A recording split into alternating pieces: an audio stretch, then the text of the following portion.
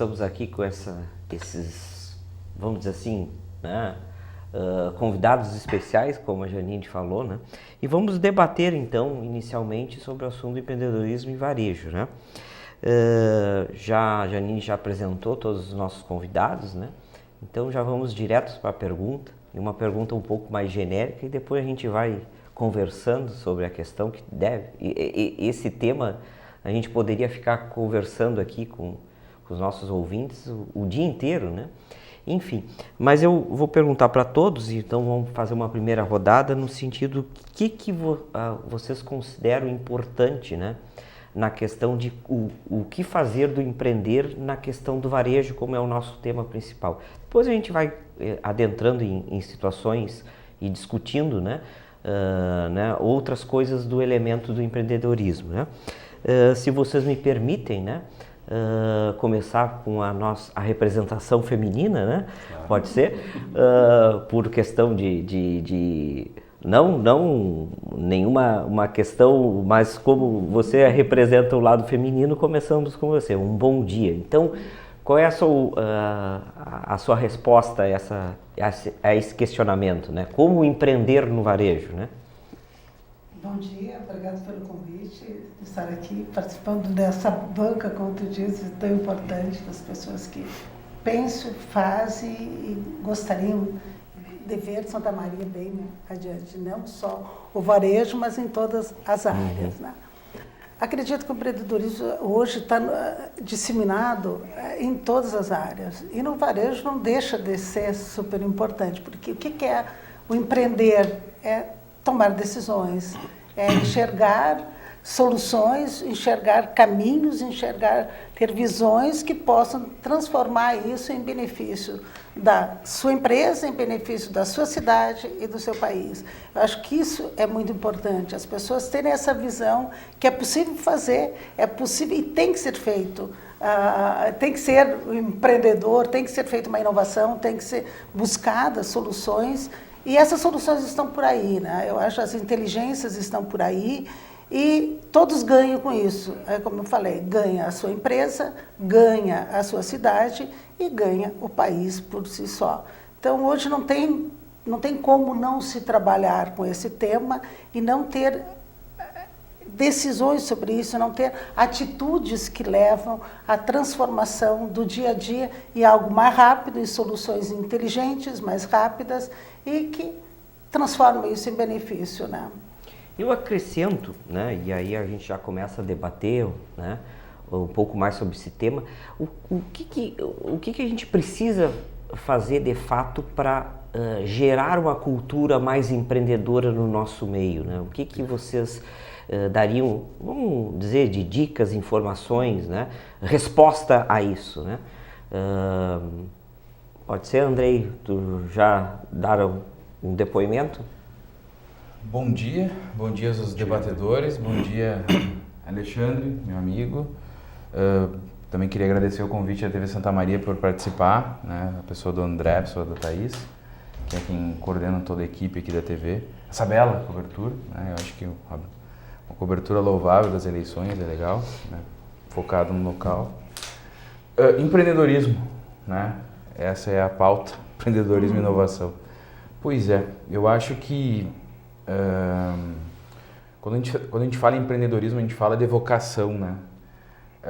Mas a vocação sem a instrumentalização do saber, ela não é nada, né? Eu acho que o mais importante da vocação e da habilidade da pessoa resolver certos problemas que só a intuição dele vai conseguir fazer, porque a gente, quando como empreendedor, eu tenho uma empresa há 10 anos, então eu tenho que ser muito intuitivo em certas coisas para conseguir resolver meus problemas do dia a dia e que, né, com auxílio técnico a gente conseguiria. Mas eu acho que além do talento, além das habilidades específicas de cada um, eu acho que aí a academia entra muito nesse viés. A academia, apesar de eu achar que existe um abismo entre a academia e um CNPJ, né? Eu gosto de dizer que quando o cara, empreendedor, não. Para mim, o empreendedor é quem tem CNPJ, quem gera riqueza, quem paga imposto, quem emprega, esse para mim é o verdadeiro empreendedor, né? Porque hoje a gente tem muito empreendedor de palco que, né, nem CNPJ tem e que vai lá e fala como tem que fazer e tá. E eu acho, no meu humilde penso, que a academia ela precisa um pouquinho mais se aproximar disso, trazer pessoas para dentro do corpo docente, e eu acho que principalmente as universidades particulares, elas já estão tendo esse feeling de trazer pessoas que têm uma experiência um pouco mais prática, vamos dizer assim, e que, né, vá para o banco das universidades, vá para tentar, isso não é para qualquer um, porque não é fácil tu transmitir um saber, né, mas levar para que as pessoas, os alunos, o corpo docente, os discentes, né? Sim, discente. Que ele, enfim, absorva aquilo ali e entenda um pouco mais. E eu acho que isso, e aí por experiência própria, facilitaria muito a vida da pessoa que está saindo do banco da faculdade, da universidade, em empreender. Porque hoje o que eu vejo é um abismo de medo, né? O cara, mas tu vai empreender? Mas é muito mais fácil tu correr por aqui, porque é mais tranquilo, tu ter uma carreira por esse lado do que tu ter por esse. Realmente, quem tem, e aí o Emanuel aqui sabe, quem tem uma empresa nesse país sabe o calvário que é. E não é isso aí, não é sensacionalismo, não é nada. Não, basta tu abrir um CNPJ que tu sabe o que vai acontecer contigo. As contas entram por baixo da porta, agora por e-mail, não é mais por baixo da porta, né? Mas por e-mail, mas de todos os lados tu tem problemas para resolver. E tu tem que, finalizando minha fala, Alexandre, não basta tu ter a habilidade específica de administrar a tua empresa. Tu tem que resolver problemas de recursos humanos, tu tem que resolver problemas financeiros, tu tem que captar. Porque eu acho que é aí que está, né? Hoje tem muita empresa que tem o melhor processo interno do mundo, mas que não tem cliente. O segredo todo da empresa é tu ter clientes, é tu atender esses clientes. E eu vejo hoje que às vezes as pessoas estão muito focadas em resolver problemas internos do que realmente buscar um cliente. Às vezes tu tem o melhor processo interno, mas o que adianta tu ter o melhor processo interno se tu não tem cliente, né?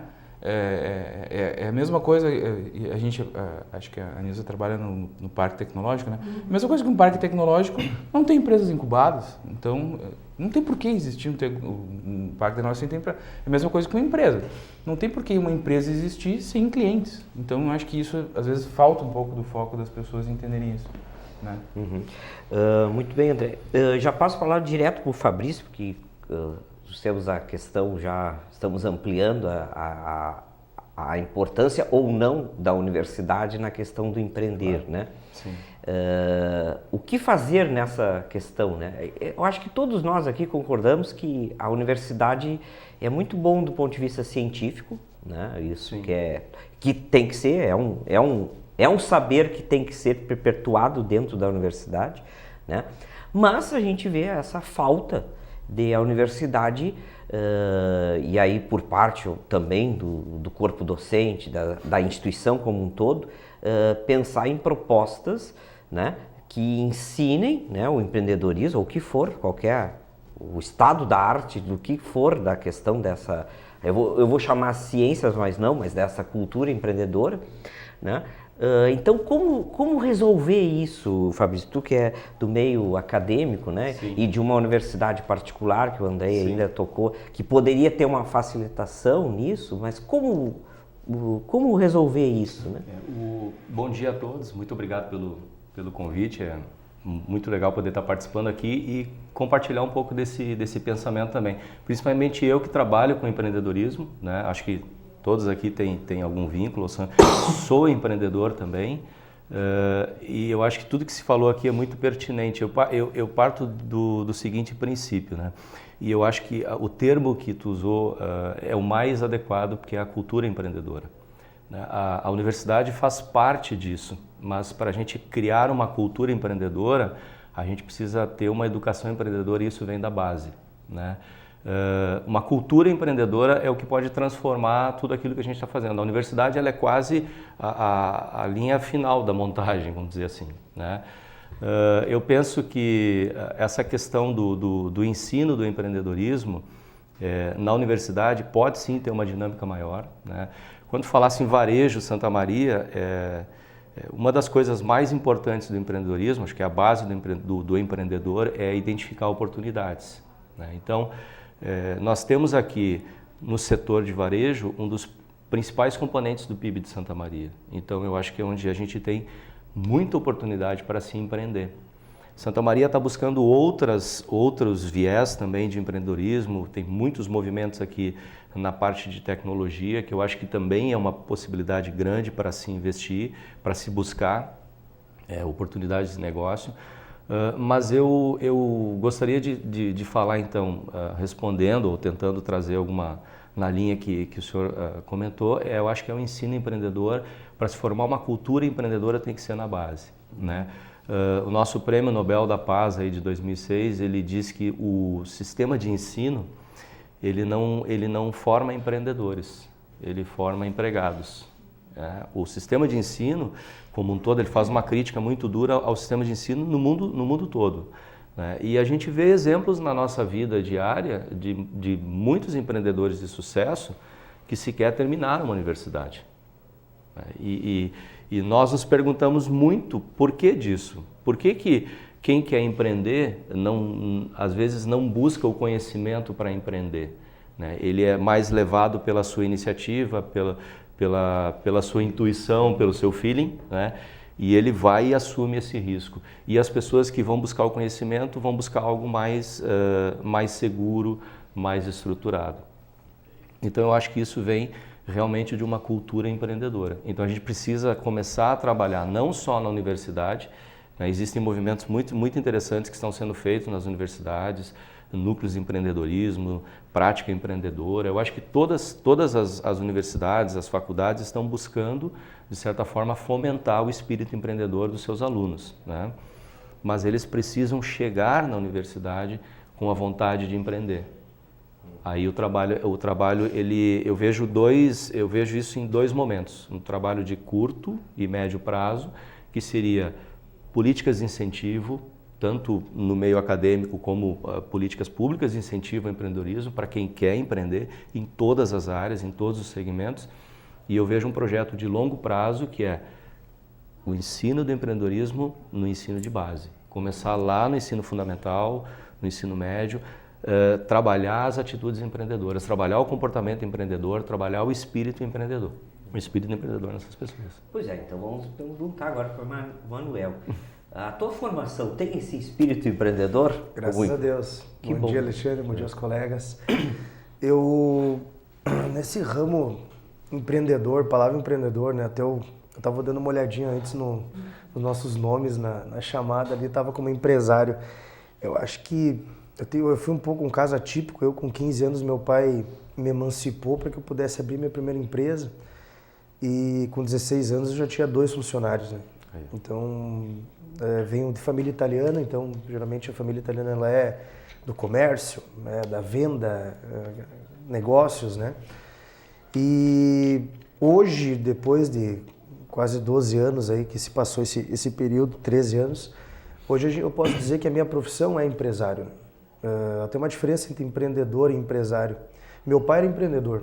Meu pai era um cara que investia na intuição, eu sempre usava a palavra na loucuragem, né? Uhum. Ele achava, tinha uma visão, ele investia naquela visão, investia recurso, tempo, mudava de cidade. E hoje em dia o meu perfil, olha o perfil que o meu pai tinha na época, o meu perfil, hoje em dia o meu perfil ele é mais empresário. A minha profissão é essa. Eu acordo todos os dias de manhã para trabalhar com as minhas empresas, então as minhas decisões hoje, elas têm uma base mais técnica, elas têm uma base mais de aconselhamentos. Eu tenho equipes que me aconselham a tomar certas decisões, equipes jurídicas, contábeis, que para minimizar erros, né? Meu pai era um cara que ele era o personagem de todos os cantos, né? Isso muda bastante porque eu noto que eu tenho bastantes colegas empreendedores, empresários que sofrem e passam pelo calvário que o meu pai passou e que eu passei no começo da minha, entre aspas, carreira, que eu estou ainda formando ela, né? Mas hoje em dia, para mim, eu tenho cada dia minimizado mais erros, né? Isso impacta onde o Andrei levantou, que é o cliente final, né? Hoje a gente consegue tá captando e buscando esses clientes e colocando negócios com uma assertividade maior, né? Eu sou formado em administração, me formei no ramo, né? Lógico que não é o curso que faz o empreendedor, né? Mas a administração me deu uma base muito boa para que eu pudesse botar em prática o dia a dia, né? Curso de administração você consegue ter contábeis, direito, filosofia, administração em si, né? E isso me deu uma base para que eu pudesse tomar decisões certas. Não quer dizer que a experiência não dá essa assertividade, né? Eu quando saí da faculdade eu tinha 21 anos e eu era um menino, né? Ainda sou, né? Perto de muitos empreendedores em Santa Maria, enfim, né? Mas com 21 anos, eu olho para mim com 21 anos, quando eu saí da academia, eu não sabia nada, né? Eu sabia a teoria geral da administração, sabia os 4 P's do marketing, que hoje em dia já é não sei quantos P's já virou, né? Mas essa experiência e talvez o que o professor colocou de começar a trabalhar um pouco mais cedo, né? Desde o ensino fundamental, você começar a trabalhar a cabeça da criançada. E o brasileiro, ele tem esse time empreendedor, a gente nota. Eu já tive a oportunidade de conhecer outros países aqui na América do Sul, Estados Unidos. A gente nota que o americano, desde pequeno, ele é empreendedor, né? E o brasileiro, ele não foge muito. A gente tem um senso empreendedor, o pessoal quer ter seu próprio negócio, quer gerar emprego, né? E para o comércio, principalmente para Santa Maria, que, se eu não me engano, 80% é varejo, né? 74% é varejo. Então, esse é um número altíssimo, né? Eu morava em Chapecó, uns anos atrás. Chapecó, ele tinha muita indústria. E a gente nota que a economia gira diferente. Santa Maria, a gente tem aí 74%, então, na mão do varejo. Isso é um desafio diário, né? Porque o varejo, com chuva, frio, muito calor, ele impacta, né? O varejo, ele muda a venda, dependendo do clima. E a indústria já tem a agregação de valores e tal. Então, esse desafio para os professores é muito grande, né? De transformar essa meninada aí, porque eu era um menino, como eu falei, quando saí da faculdade, conseguir dar essa consciência, essa base para que eles tomem as decisões certas é um desafio muito grande.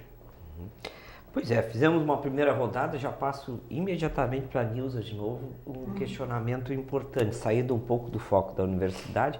O que o Tecnopark pode contribuir, já pensando na ponta, né? A gente falou da universidade, fizemos críticas a ela e tal, como a gente gosta de criticar a universidade, né? Mas eu acho que ela é uma instituição que suporta isso muito bem, né? Eu sempre penso isso, né? Mas que bom, e nós temos que evoluir, né? O importante agora falta ação, né? A universidade leva a crítica, mas ela não muda em si, né? Eu torço muito por um dia, né? E os meus filhos entraram na universidade completamente diferente do que foi a minha, né? Enfim, um modelo americano misturado com europeu, francês, o que for, né? Mas enfim, Nilza, o que tu pode nos dizer do ponto de vista do Tecnopark, pensando já na ponta, lá, né? Eu penso que um parque tecnológico não pode ser um depósito de empresas, tem que ter ações também, né? Tem que ter algo. Como o Tecnopark, né? E aí então já te pergunto especificamente o que o Tecnopark está fazendo hoje para contribuir para, vamos dizer assim, aquilo que a gente fez a crítica, fazer os ajustes, né? Desse menino, dessa menina que está saindo da universidade, né? Como a Noa falou, que só sabe a teoria geral, né? Enfim, alguns elementos, o professor falou, o Andrei foi bastante crítico pelo lado empresarial, né? Opa, eu não... como ter o CNPJ, enfim. O que o Tecnopark está fazendo e qual é o seu papel principal, né? Posso falar um pouquinho da universidade antes? Mas é claro, estamos aqui para isso. A minha vida é lá dentro. Vou fazer 40 anos de universidade agora, por incrível que pareça. Mantenho 40 anos dentro da universidade. Todo mundo me pergunta o que tu faz lá dentro. Justamente eu estou lá dentro por causa do que está sendo falado aqui. Eu tive a oportunidade de acompanhar esse movimento no Brasil, em Santa Maria. A primeira incubadora tecnológica do estado do Rio Grande do Sul é a nossa, lá dentro da universidade. Eu fui a mentora, a coordenadora desse processo até esses dias. E eu posso dizer uma coisa para os meninos e para todo mundo. Eu acho as mudanças, concordo contigo plenamente, tem que começar na base. Quando nós criamos o Comitê de Empreendedorismo aqui em Santa Maria, começamos a trabalhar, saímos esse processo saiu da universidade, né? Como esse movimento em Santa Maria. Então é bom olhar um pouquinho a história disso, né? E a gente tinha essa visão que tem que começar na base, porque é lá que se formam as mentes, porque o pessoal chega na universidade, é verdade, os alunos cada vez mais jovens, 16, 17 anos, eu dou aula nas engenharias, né? Então tem algumas engenharias que eu dou aula justamente em empreendedorismo. Nós tivemos, a nossa universidade foi uma das universidades, as 23 primeiras universidades do Brasil, que introduziu a disciplina de empreendedorismo dentro do curso de informática. Casualmente eu era professora e eu acompanhei esse processo, então eu tenho um pouquinho o processo, o conhecimento dentro das instituições. E eu posso dizer com vocês com certeza, até hoje eu trabalho tanto em introdução à engenharia, como a disciplina de empreendedorismo, porque eu acho que não é uma disciplina, tem que permear em todas as disciplinas. Nós, professores, temos que enxergar isso, que tornar nossa aula, como tu diz, mais atraente. Não dá quais são os conceitos, como se aplica, coloca os alunos trabalhar. Eu posso dizer para vocês, nesses 20 e poucos anos que eu dou aula de empreendedorismo, praticamente em todos os semestres sai uma empresa. E na incubadora, nós tivemos hoje quase 100 empresas inscritas, umas vão, outras. E segundo o Brut, que a gente trabalhava junto, ele disse, nenhuma empresa morreu. Ela deixou de ir para a rua, muitas vezes, porque não tinha conhecimento, ou o produto não era bom, ou o mercado naquele momento não estava bom. Mas eles faziam esse estudo dentro da incubadora. E grandes empresas, outras coisas também, a gente tem um conceito que nós estamos longe dos grandes centros, não podemos ter as nossas empresas aqui. Bem antes, pelo contrário, as inteligências não têm espaço, não tem local, não tem cor, não tem raça, não tem nada. As inteligências estão aqui dentro. E eu, como trabalho com os jovens, nesta área, é muito bonito de ver. É difícil a gente sair da universidade, porque a gente ainda sonha que é possível fazer a transformação, né, desse jovem. E vão para a incubadora, a gente vê aquele carinho, aquele amor, aquela vontade de fazer o diferente.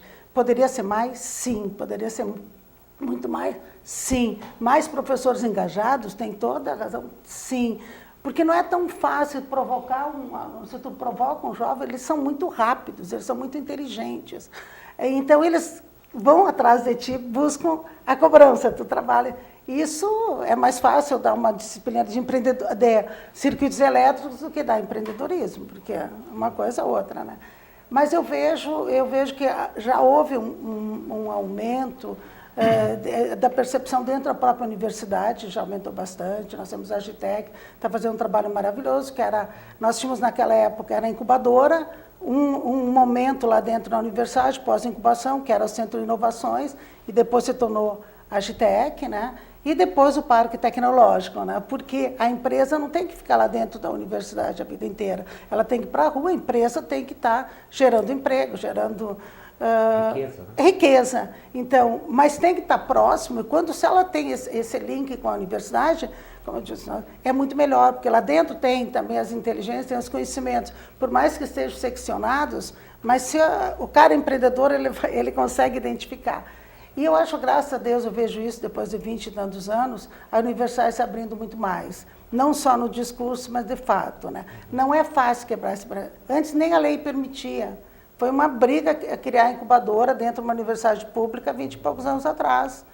Então, se tornou um projeto, em vez de ser uma incubadora de fato, né? Então, numa universidade que não seja federal, é mais fácil colocar, porque depende de uma decisão política, técnica, sei lá, da gestão.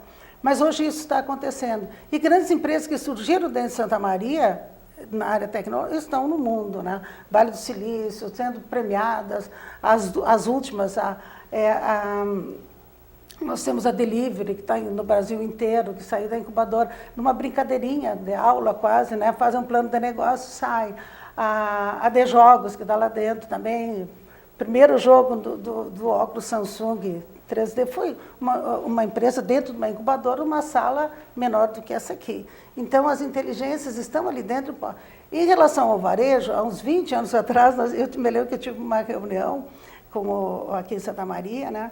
E eu disse o seguinte, vocês têm que enxergar um pouquinho mais longe, né? Ao menos os dois não é culpa A, B ou C, nós temos que nos aproximar, procurar os caminhos que é possível. Tem sempre gente que está disposta. Muitas vezes quem está lá dentro acaba não não conhece, como disse, pode não conhecer, mas pode conhecer também, mas os conhecimentos deles, com os conhecimentos práticos, com os teóricos, isso dá os resultados legais. As pesquisas estão aí para isso, né?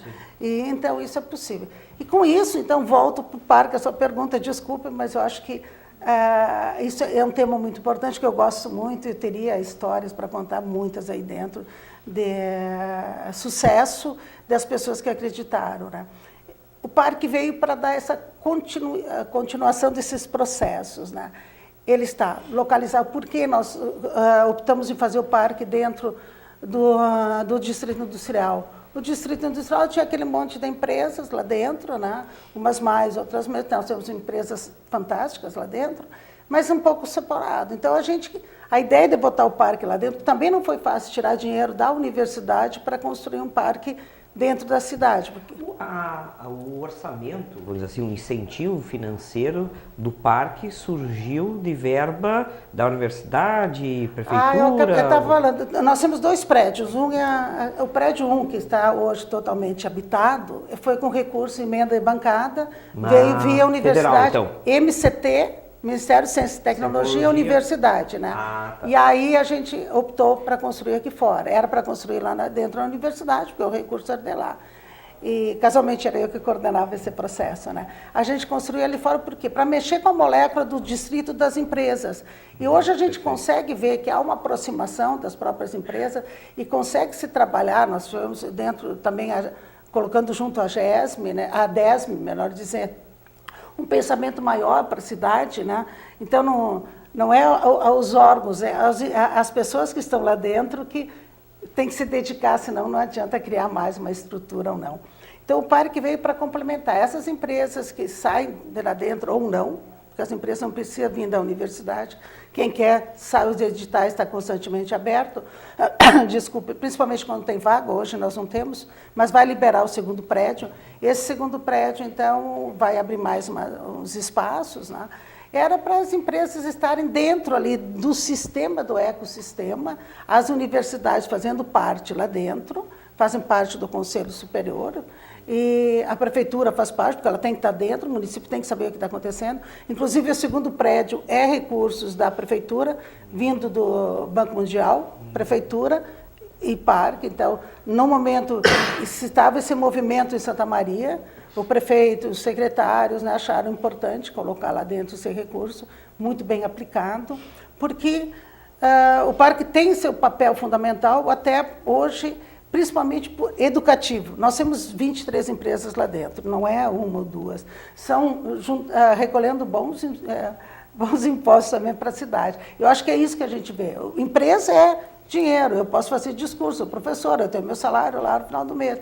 Mas eu acho isso transformar, a empresa transforma a economia, transforma riqueza, e o parque está lá para isso. O que a gente procura? Incentivar essas empresas, chamando as empresas para lá, fazendo eventos lá dentro, trazendo suporte, até botando junto com a universidade, precisa de um apoio.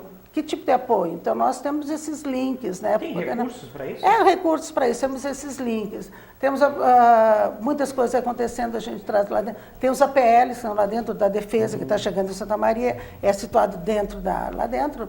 Dentro então, do Tecnoparque ou do distrito? Do Tecnoparque. Tá, a sala da APL está lá dentro. Então, as empresas chegam mais próximo ao que está acontecendo. Sim. É isso que a gente procura fazer. Não consegue atingir a todos, né? Mais ou menos aqueles que a gente atinge, tentar fazer diferença, né? E está lá à disposição, convido a todos para visitar, já tinha dito, os alunos vão lá dentro, ficam bem. As pessoas de fora vão lá, se encantam lá, com aquela estrutura, né? Não é um elefante branco, não é. Ele tem o seu papel fundamental, já teve uma grande transformação, mudança, a gente já viu. Só o fato de a gente ter pessoas constantemente entrando lá dentro, conhecendo e despertando nos alunos a possibilidade de eu posso estar aí amanhã, eu acho que isso é o nosso papel educacional. Então, o papel do parque, além de educacional, de formação de novos empreendedores, claro, é dando suporte para as empresas saírem mais rápidas, porque eles ficam, é uma vitrine. é uma propaganda de graça, né, entre aspas, é um marketing. Está lá, quais as empresas, pergunto muito quais as empresas, onde a gente vai, a gente está divulgando sempre as empresas, e as pessoas, a gente recebe muitas visitas lá dentro, as empresas estão lá. Então, o papel de um parque é isso. Dizer que o parque é o Elefante Branco, só tem 23 empresas, é interessante olhar os parques que tem por aí. É interessante olhar com que recurso nós trabalhamos. Praticamente zero, né? Então, a gente tem que estar... Claro que a gente sempre pensa no Vale do Silício, né? Sim, mas olha como é que o Vale do Silício chegou, claro, a Vale do Silício. Começou com... Olha como chegou, olha como está agora, olha os recursos que são investidos lá dentro. E também, é lógico que a gente quer isso. Nós estávamos conversando antes, eu conheci vários parques na Europa, ou onde era. Os parques franceses também. Também tem as histórias, né? A gente acompanha mais tempo esse processo. Todos tiveram bastante dificuldades no início. A não ser hoje tem injeções fortes de recurso, e tem uns que vão mais rápido do que nós. Porque Santa Maria também não tem...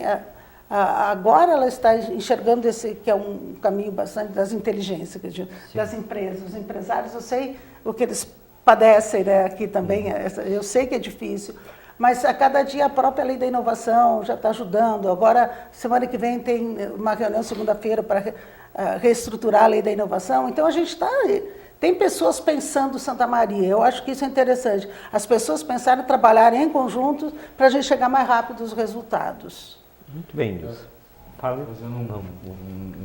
Vamos fazer a ordem de novo? Não sei se vamos fazer a ordem de novo. Sim. Eu acho que o principal, na minha opinião, né? Eu digo sempre, qual é o maior, como é que eu vou dizer, incentivo, o que força o empreendedor a tomar uma iniciativa? O principal fator dele, necessidade. Ninguém empreende... Poucos empreendem ou pegam um negócio que é da família, ou enfim, uma outra coisa. Mas o que mais move o empreendedor hoje é a necessidade. Tu te joga naquilo ali, às vezes, porque tu não tem outra saída, ou porque por vocação, ou porque vocação e necessidade é uma série de coisas. E eu acho, e aí aproveitando a fala da professora, e aí vou dizer, professora, a senhora é a exceção, porque eu tenho... Minha irmã e meu pai são professores da universidade, não aqui em Santa Maria, mas em outra federal. E a senhora talvez seja uma das únicas. E o que eu quero dizer com a necessidade? É o público e o privado. E aí nós vamos ter outro abismo terrível, né? Porque como mesmo a senhora disse, o meu salário está ali. Só que o salário do empreendedor ele não está ali. O salário do empreendedor, ele precisa buscar cliente, ele precisa fazer a gestão de pessoas, ele precisa fazer uma gestão financeira. E aí vem, rapidinho, 4 coisas: gestão financeira, recursos humanos, a prospecção, que eu acho a parte mais importante de uma empresa, e, enfim, vamos esses 3 pilares. E aí, como falaste, a questão do varejo, né? Às vezes, o pessoal tem aqui, mas às vezes o pessoal não enxerga. É que ele está tão, assim, o Estado ele está tão no cangote do empreendedor que ele não consegue olhar. E talvez tu tenha que ter um talento até psicológico para poder tirar isso de tudo de cima de ti, né? E dizer, bom, eu tenho ferramentas, eu tenho formas de tocar o negócio, eu tenho sistema, Às vezes o cara está tão apavorado, e vamos lá, não vou falar uma palavra feia aqui, né, do gaúcho, mas está tão apavorado que ele não enxerga. E às vezes, realmente, a solução dele está talvez num software, está numa consultoria, mas o cara está tão apavorado que não tem dinheiro para pagar as contas, porque o início é muito complicado, porque tu tem que ter capital de giro, e se teu cliente te dá calote, tu tem que tirar o dinheiro do bolso, e se tu não tem dinheiro do bolso, tu vai ficar devendo. E o que acontece, e aí que eu acho o abismo público do privado? No público você suplementa, no público você busca verba, no público tira daqui e bota ali, no público tu pega e puxa daqui, puxa dali. Ou então, tu não paga, gera dívida pública e vai... tu não precisa pagar, entendeu? Agora, se eu deixo de pagar alguma coisa, a minha vida vira um caos, entendeu? Eu vou ter problema trabalhista, ou eu vou ter problema tributário, ou eu vou ter que contratar um advogado para resolver o problema tributário. Então, é isso que eu acho, e junto disso, a capacidade evolutiva, daí vamos falar da universidade, eu acho que a maioria das universidades, ela não chega a tempo. Daqui a pouco nós estamos tendo outra demanda de mercado e tu está formando um cara que deveria estar no mercado há 10 anos atrás. A evolução... Andrei... Só para concluir, senão eu vou perder meu raciocínio. Sim. A evolução, ela é muito rápida. E o que acontece? Esse comodismo do salário no final do mês, da estabilidade, de não fazer diferença nenhuma, vai estar ali no final do mês, é o que realmente condena todo o ecossistema. É o que eu penso. Porque para o professor, ou quem está coordenando, cara, assim, ó, não é a mesma pressa que o empreendedor tem, não é a mesma urgência que o empreendedor tem. Então, o que acontece? Vamos lá, é como tu diz, eu não sei quantos anos tem o Tecnoparque implantado. Eu, na época que eu era presidente da GESM, eu acho que tinha sido... 3 anos. Como? 3 anos. Tá, mas a construção dele... 10 anos, né? Vamos lá. Não chega. 8 anos. Foi a universidade levou uns 2 anos para construir isso. 2 anos? Não, mas na minha época estava sendo construído ainda. Eu fui presidente em 2012. Mas ok. Mas mesmo assim, hoje tu não tens um prédio aberto. Então, de todo o tempo que foi investido em cima de um processo de um Tecnoparque, tu tem um prédio fechado lá, que tu não abre, tu não consegue abrir o prédio. Por N problemas, né? N motivos, né? Que também não vem ao caso. Mas aí tu vê que a pressa do ente público não é a mesma pressa do empreendedor. Então tu tem lá um prédio fechado, não sei há quantos anos, que tu não abre porque tu tem algum problema disso, E eu não estou falando isso com crítica do prédio estar fechado, eu estou dando um exemplo de dizer que a pressa do ente público não é a mesma pressa do empreendedor. Sim. Assim como tu vai abrir uma empresa... do público e do privado. Assim como tu quer abrir uma empresa, tu não consegue abrir uma empresa. Tu esperneia até a alma para conseguir abrir uma empresa, com um PPCI, com um alvará, tu não consegue. Hoje tu quiser... Então, e aí vamos para os Estados Unidos, que a gente adora citar os Estados Unidos, mas é que não tem. Lá em 12 horas tu está com a empresa aberta. Tá aqui, ó. Tá aqui, tu pode tirar nota, tu pode... Então, como que a gente vai fazer?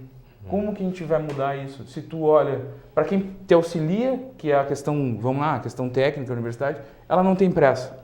Aí tu olha o ente público local, ele não tem pressa. E aí tu olha a União montada, com os 2 pés e as 2 mãos abraçado em ti, né? Levando 32% do que tu ganha pro imposto. Aí sem contar encargos sociais, sem contar uma série de coisas. Então, é caótico. E aí, com tudo isso, tu vai mostrar para o empreendedor, o cara está saindo do banco da faculdade lá, que está vendo um professor ganhar, sei lá, o coordenador ganhar tanto. Ele vai se jogar para abrir uma empresa? Vai! Ele vai fazer um projeto de pesquisa, ele vai... Por quê? Porque é caótico. Ele é um meio caótico. Ainda é, infelizmente. Mas é triste. Isso é muito triste. Nilson, título de curiosidade, o Tecnoparque é uma gestão privada ou pública? Não é pública. Ou mista? É uma gestão sem fins lucrativos que tem um conselho superior e é administrado pelo conselho. Não é... Não. Esse conselho são as empresas? O conselho superior são os fundadores. Que são a Universidade Federal, a Unifra, a Prefeitura, a GESP, na época, né, ela está com... também, e também o Centro Software, né? Essas entidades que se enxergavam, que se poderiam se comprometer com esse processo, né? Então, é uma gestão. Eu sou presidente, mas sou indicado pelo Conselho Superior, eleita a cada 2 anos. Né? A cada 2 anos a cada 2 anos muda a diretoria. Tá. Então, na verdade, ela se aproxima mais do modelo privado de gestão do que público, sim, né? Sim. Não dependemos do público. Né? Os 2 prédios da prefeitura e o prédio da universidade são cedidos para a entidade Santa Maria Tecnoparque durante... Associação. É uma associação sem fins lucrativos. Claro. Isso que é o certo. Aí, para a gestão e administração desse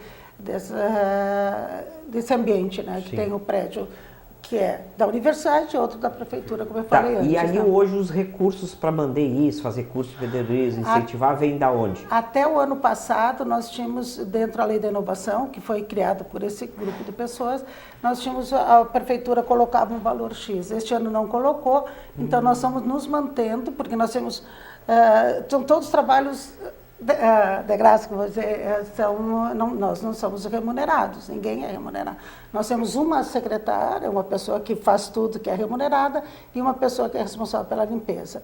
Então, nós estamos mantendo hoje o parque, muitos eram com recursos próprios, por toda a representação que eu tenho do parque, eu faço com meus recursos, né? Não tenho nada do parque, porque não tem dinheiro. Então, com o parque recurso... não tem caixa? Não, a caixa é mínima, nós temos aqui o condomínio e o aluguel, que é baixo, subsidiado. Esse condomínio é pago por essas 23 Pelas empresas? empresas que estão lá dentro, sim. Isso supre as... Hoje ela está equilibrando porque nós não temos muito pouco despesa. custo é... A prefeitura hoje está nos ajudando, que é um custo altíssimo, a segurança, a prefeitura, e agora também a prefeitura vai nos ajudar com a parte da luz e condomínios, enfim. Então, a gente busca, depende de ajudas, né? E nós tivemos também recursos do governo do estado também para equipar o parque, né? Então, isso foi dentro de um edital do governo do estado. Então, a gente está sempre olhando, ver se tem algumas alternativas para buscar. Mas a gente trabalha realmente os parques que dão saltos por aí, porque é injetado recursos, né? Então, nós trabalhamos em cima da vontade de ver alguma coisa transformar. Há uma escassez muito grande, então, de recursos hoje, e por exemplo, finanças. fazendo um parênteses, hoje, o que acontece? As grandes empresas elas estão montando spin-offs, estão montando coworkers para trabalhar como se fosse um parque tecnológico para eles. Aí nós vemos Itaú, Santander, um exemplo lá.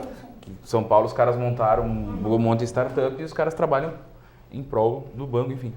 Hoje, se um empresário quiser fazer um investimento no Tecnoparque ou em Campai, ele não consegue. Pois é permitido, Nilza? Ou consegue?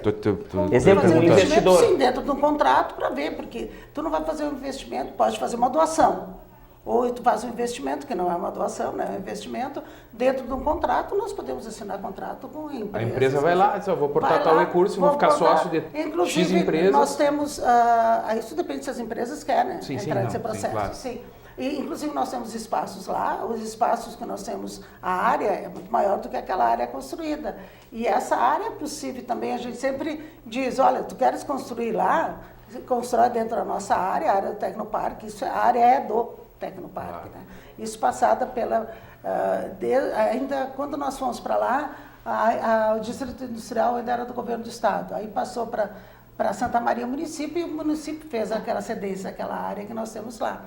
Então, isso tu pode construir, inclusive, dentro da nossa área, mas só que o prédio vai ficar lá dentro. Tu vai ficar durante um tempo X habitando lá dentro, depois tu quer sair, quando vai crescer. Inclusive, nós temos um acordo com as prefeituras que a área que está para ser agora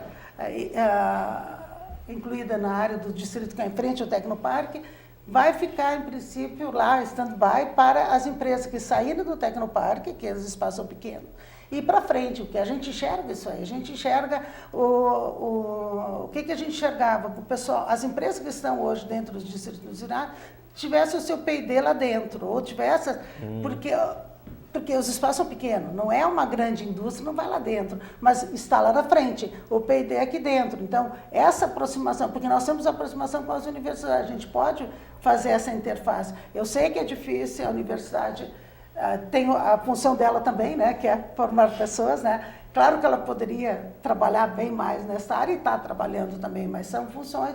E o parque tem ele é neutro, ele não tem nada, enfim, ele está à disposição de fazer. Se tu, por exemplo, precisar, e a gente está sempre incentivando isso para buscar parcerias com as universidades, a própria visita dos professores lá dentro, as pessoas podem ver e identifica-se gargalos que poderão ser das empresas, que poderão eventualmente ser supridos pela universidade. E hoje está aumentando isso em termos de aproximação da universidade, até programas. Antes tu não podia trabalhar numa empresa. Hoje a lei permite que eu possa sair um ano trabalhar numa empresa. A lei permite hoje que eu tenha empresas dentro da universidade, dentro dessas tecnológicas. Isso não existia nada há anos atrás, não existia.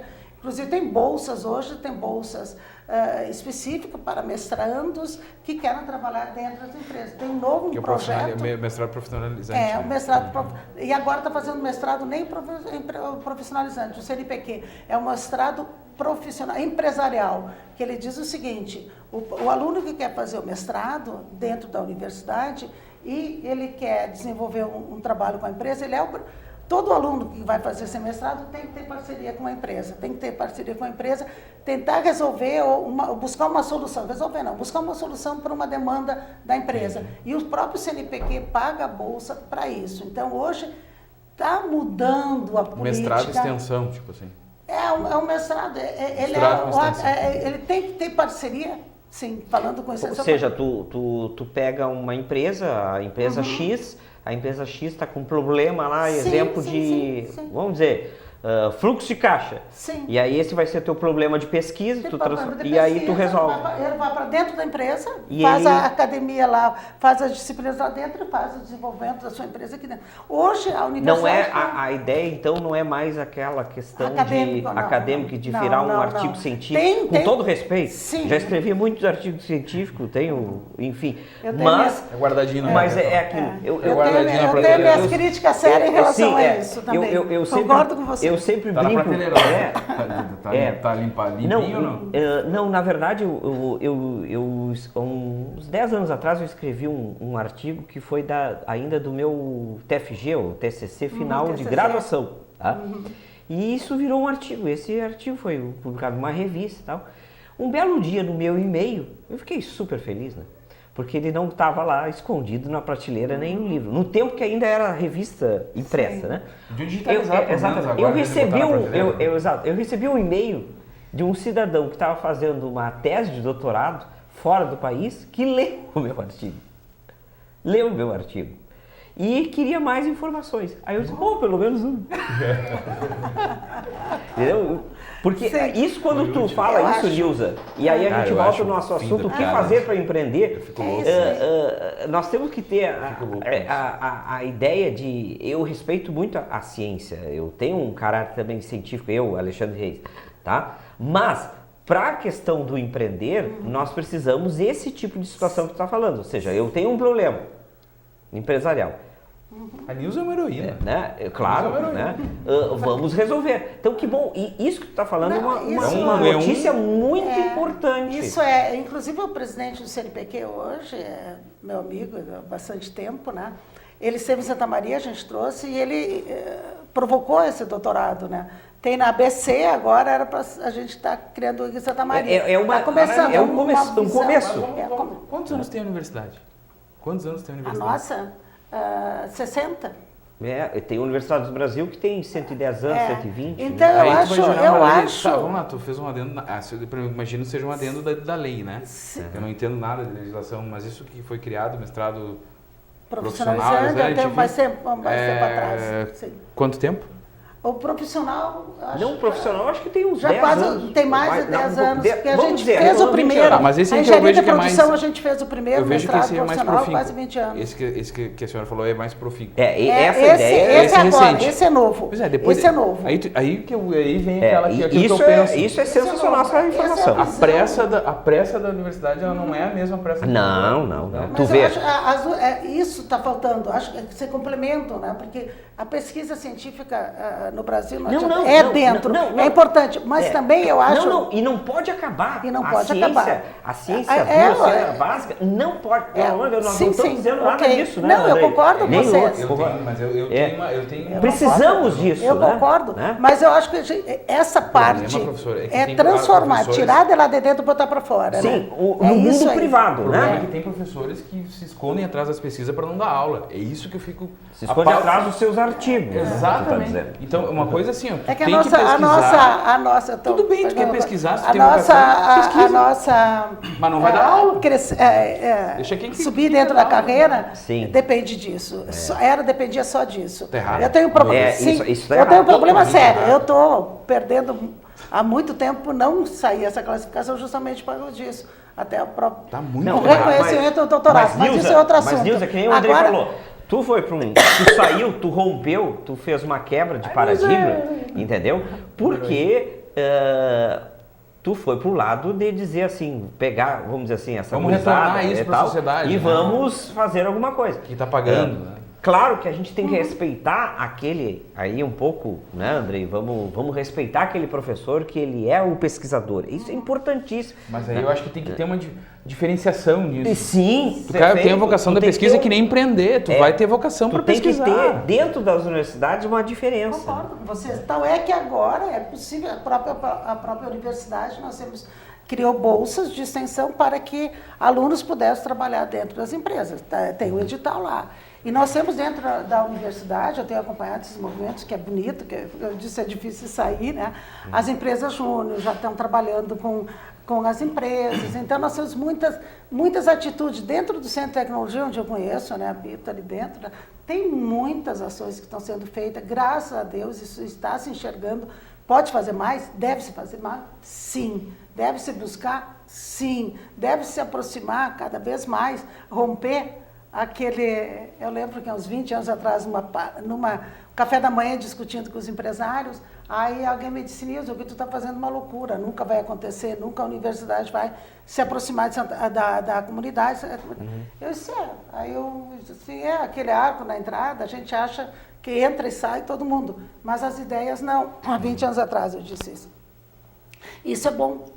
Que tenha recebido blindado lá, que não passo de fora. Porque se eu estou lá dentro e ninguém me enxerga, coisa boa, vou fazer a mesma coisa. Sim. Quem sabe da universidade sou eu sou professora. E vocês são empresários. Você, olha, Sim. Vocês são empresários. Quem sabe das empresas são vocês. Sim. Então, não quem eu sei. Agora, se nós continuarmos assim, vamos morrer todo mundo abraçado. Graças a Deus que as coisas estão melhorando. Está se enxergando. Tem várias pessoas hoje na universidade que já estão enxergando isso.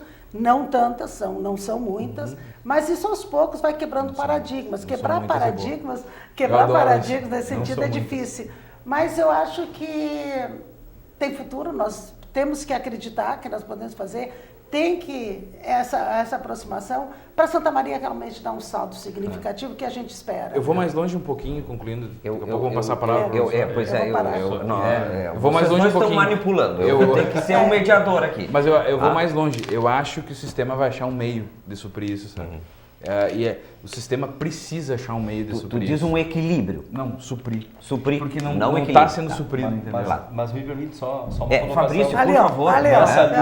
Vamos, professor. Vamos, professor. Fabrício, deixa eu também te fazer um questionamento. Eu estava vendo aqui na questão da tua... Tu é coordenador do Núcleo de Relações Internacionais, Empreendedorismo e Inovação, da FISMA, né? Isso. Então, tu deve ter uma leitura da questão dos negócios internacionais, né? Sim. Eu sempre trago esse número que, do ponto de vista econômico, o Brasil participa só com 3% do comércio internacional, né? Então, nós temos 97% para crescer. Veja bem, 97%. E aí, Fabrício, o que tu... lá no teu núcleo, lá, tu também está corroborando para fazer uma contribuição para nós acharmos essa, como o Andrei falou antes, e a gente comentou muito, as oportunidades dentro desse 97%.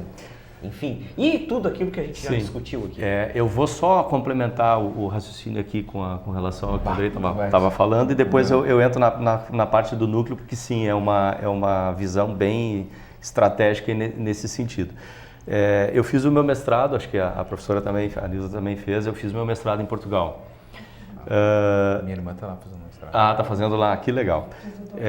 Eu fiz o meu mestrado em Portugal, 100% dos meus professores do mestrado eram doutores, PhDs, com um enorme conhecimento e produção científica, mas 100% dos professores com experiência de mercado.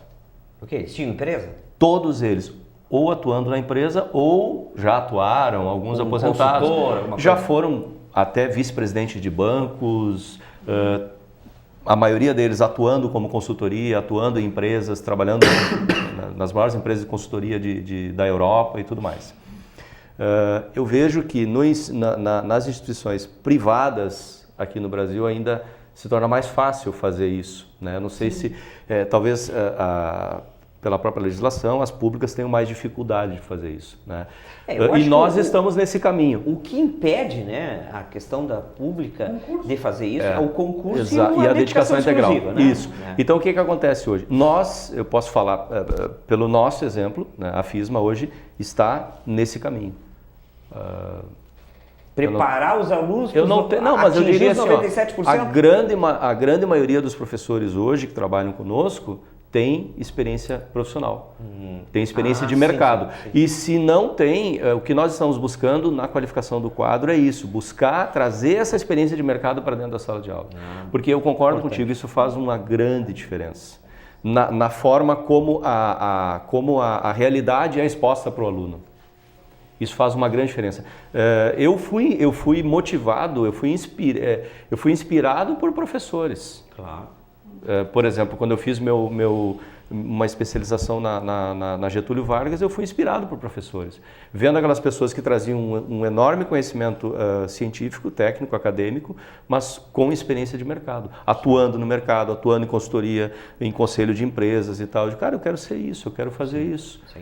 Então, hoje eu sou professor, sou consultor, sou empresário, consigo administrar isso e me sinto muito bem. Acho muito legal poder trazer para os alunos essa visão da realidade. Como tu colocou, eu acho que tu conseguiu tangibilizar o que é a vida do empreendedor hoje.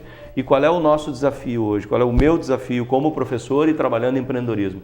É que as pessoas empreendam menos por necessidade e mais por oportunidade. Aí a gente volta naquela questão cultural, porque hoje dói para um professor olhar e conversar com os alunos e perguntar: o que vocês estão fazendo aqui? Né? E muitos alunos buscam empregabilidade, melhorar salário e oportunidade de emprego. E hoje, qual é a realidade que nós vivemos? As economias hoje, no mundo todo, elas não geram mais as vagas necessárias para suprir a mão de obra que entra no mercado todos os anos. Então, nós precisamos que as pessoas enxerguem essa situação como uma mudança na realidade econômica do mundo. Né? A gente precisa de empresas. E hoje, no Brasil, as pequenas e médias empresas já superaram as grandes empresas. Então, mais de 50% da mão de obra assalariada do país hoje já está na mão das pequenas e médias empresas. Então, olha a transformação que a gente está passando. A gente precisa trazer isso para o ambiente acadêmico e mostrar essa realidade. E tem alunos que vão fazer uma faculdade para quê? Para fazer concurso. Eu não estou criticando esses alunos, né? Mas depois a gente reclama que o Estado está inchado. Né? Isso vai acabar. A equação É uma necessidade de mudança, e daí vem aquela questão cultural. Falando sobre a internacionalização, sobre o núcleo de relações internacionais. Isso nasceu o núcleo nasceu de uma ação empreendedora da FISMA. Né? Eu me considero um intraempreendedor parceiro da FISMA. Eu tenho hoje carteira assinada na FISMA por uma exigência do MEC. Né? Porque eu me sinto muito mais parceiro da FISMA do que professor da FISMA. Por quê? Porque ela tem essa característica de fomentar o intraempreendedorismo. Os professores têm espaço lá para desenvolver trabalhos, ações, negócios dentro da sua área de especialização.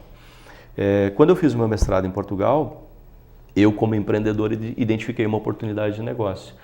Por que eu não posso possibilitar para alunos, para mais pessoas no Brasil, passar por essa experiência que eu estou tendo aqui? Uma experiência muito interessante, principalmente para aquelas pessoas que não conseguem conciliar os estudos com o trabalho. Então, os mestrados lá são em regime intensivo, a gente pode fazer nas férias. É muito interessante o modelo que eles desenvolveram. Uma visão estratégica e empreendedora deles, focando alunos internacionais. Porque Portugal hoje está caindo a população. Então, Portugal está buscando alunos de fora. Né?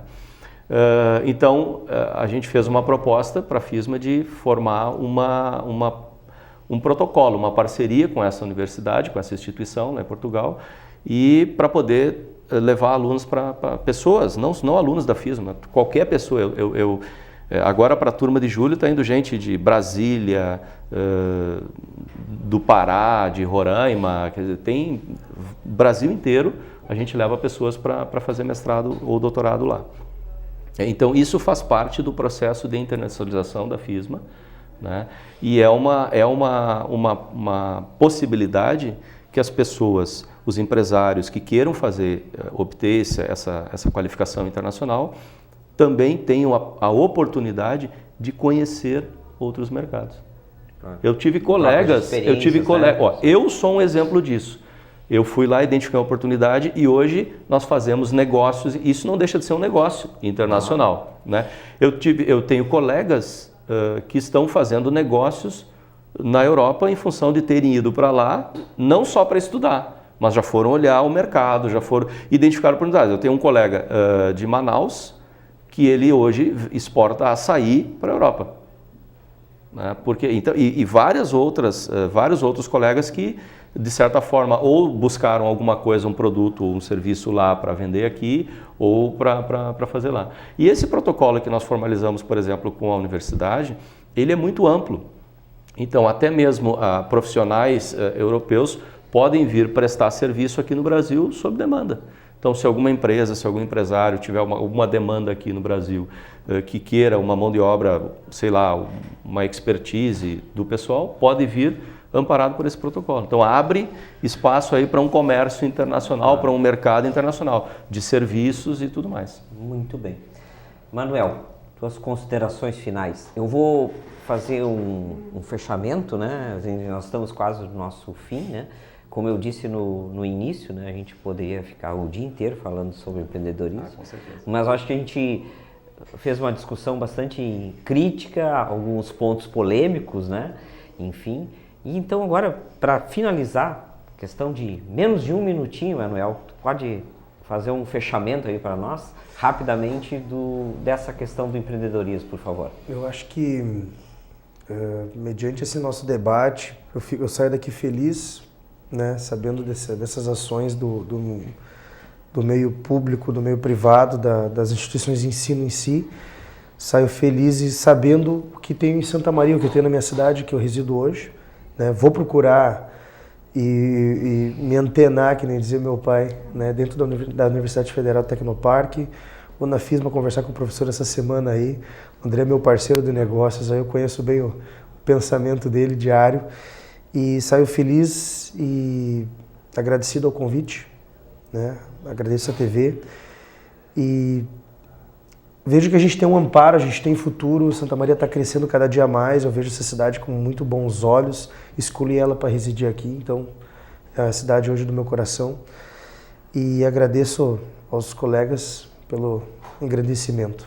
Obrigado, Alexandre. Muito bem, então, né? Passo rapidamente, então, a gente termina esse nosso primeiro debate, né, Janine, sobre empreendedorismo e varejo, né? Agradeço aos convidados, né?